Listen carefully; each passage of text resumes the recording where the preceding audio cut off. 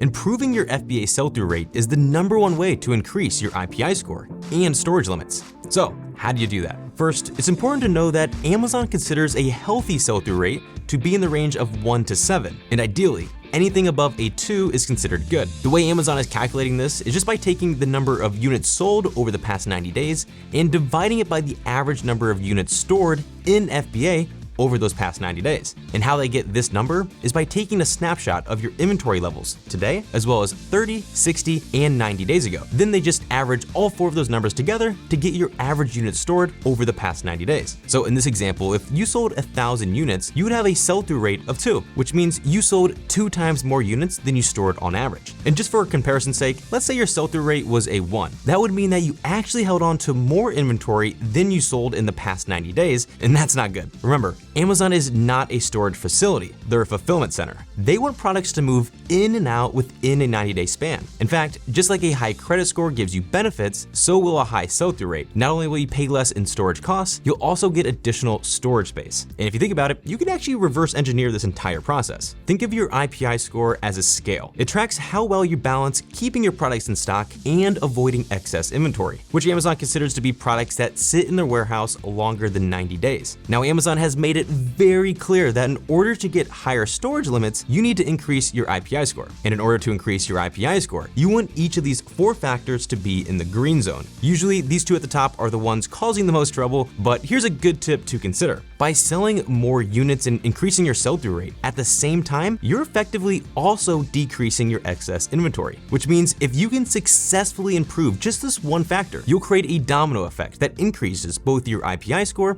and storage limits. And if you want to learn even more ways to increase your IPI score, we have an entire guide on this topic that I'll put for you down in the pinned comment below. Okay, so now the $1,000,000 question. How do you increase your sell-through rate? Here are 5 practical ways to do it. And the good news is you can implement all of these strategies tonight. So the first strategy is to improve your product's conversion rate. If your product's not selling fast enough, oftentimes the root issue is your listing. The main culprits are usually poor product images, unoptimized listing copy like your title and bullet points, or sometimes it's other factors like your A+ content, videos, or Q&A section. No. So if one of these things are true for your products, here's what you can do. First, grab your product's conversion rate. You can find this in your business reports, and specifically the one that breaks it down on the child ASIN level. From here, instead of using the last 30 days, set your date range to at least 90 days. That way you're looking at a good chunk of data. Now, if you wanted to, you could just use the unit session percentage, but honestly, I don't like to use this because it calculates units sold rather than orders, which means it counts sales from shoppers who bought more than just 1 unit. So instead, what I like to do is take the number of total order items and then scroll all the way over and divide that by the number of total sessions. This will now give you a more accurate conversion rate for your product. So with this percentage written down somewhere, you want to compare this with the conversion rate after you optimize your listing. Do some A/B testing to figure out whether or not those changes are making a noticeable difference in your conversion rate. We even have a complete guide on A/B testing. It'll show you exactly how to set these up and which are the best type of tests to run. Again, you can access all the guides mentioned in this video with the links in the pinned comment down below. Now, one of the best ways to increase both your sell-through and conversion rate is to lower your price. And there's actually a bunch of different ways you can do this. The main way, of course, is by lowering your price on the back end, which you can do by entering either a list or a sales price. With list price, this is when you enter an amount higher than your actual price. This will show up on your listing just like ours does here with the list price crossed out. However,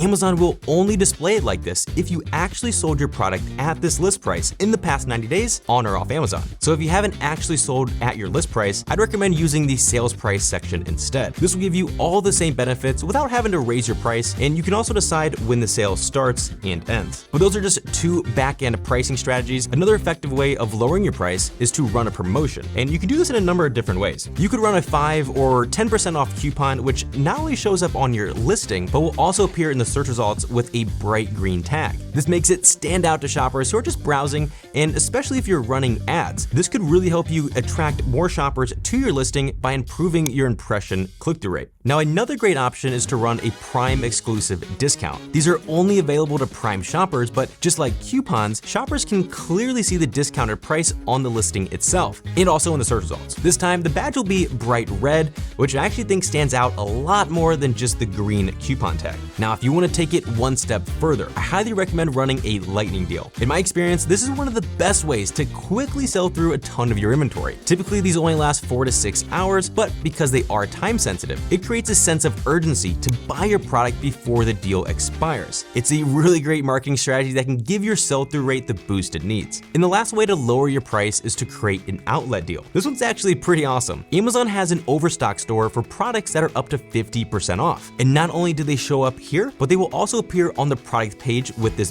big red text that screams deal. And then of course, just like the other ones, these are also visible on the search results page as well. But the only downside is not all products are eligible. In fact, you kind of hope your product isn't eligible, since they're only available for products with a low sell-through rate. To find out if you qualify, head over to the FBA inventory tab and sort by sell-through rate. Now, where your IPI score shows it at the account level, this is where you find your sell-through rate on the product level. Just scroll all the way over to the actions column, and if you're eligible, you should see it as an option here. Just click it, confirm your deal price, and now once it's submitted, your outlet deal will start and end on the dates listed here. But even if you lowered your price and optimized your product listing, what good does that actually do if nobody's able to see it? This is why you want to drive more traffic to your listing by increasing your ad spend. But you want to make sure to do this strategically. If your goal is to increase your sell-through rate, you may have to sacrifice just a little bit of profitability, at least in the short term. You want to test out multiple campaign types and set your bids to at least 50 to 100% more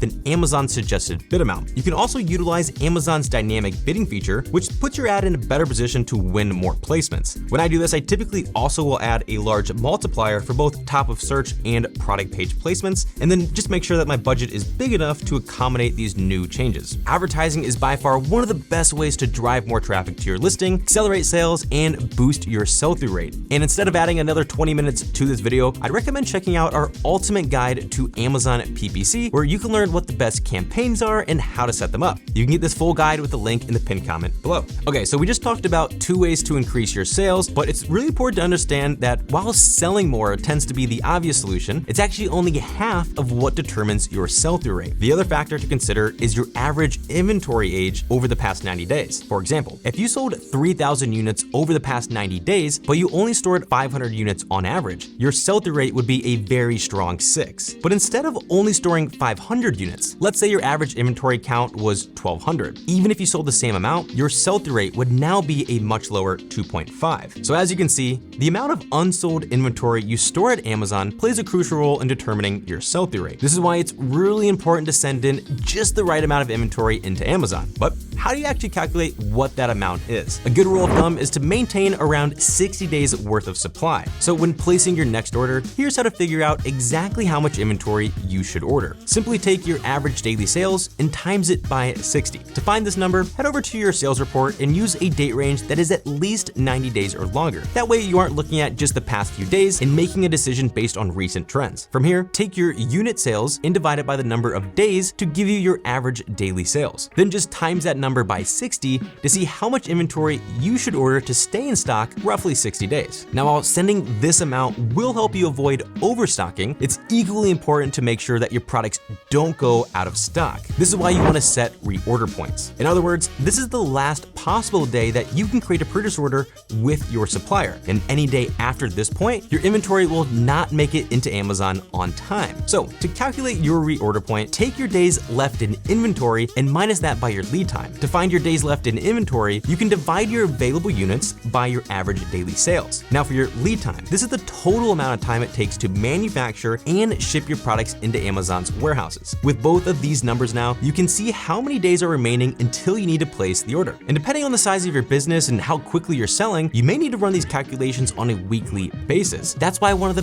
best investments you can make is to rely on an inventory management system that will automate this entire process for you. Software such as Jungle Scout Scout's Inventory Manager can accurately calculate how much stock you need and when to reorder it, along with the estimated cost and profits. By forecasting future demand based on your sales history, a tool like this will help you take a data-driven approach to your inventory management. Quickly see which products need to be reordered now, reordered soon, or which ones are currently overstocked or perfectly in stock. Relying on an inventory management system will put you miles ahead of any competitor who isn't using one, and there's no better tool for the job than Jungle Scout's Inventory Manager. Check out this next video to see a complete tutorial of how it works. And if you're ready to try it out for yourself, you can sign up for Jungle Scout with the link in the pinned comment down below. Thanks so much for watching this video, and we'll see you in the next one.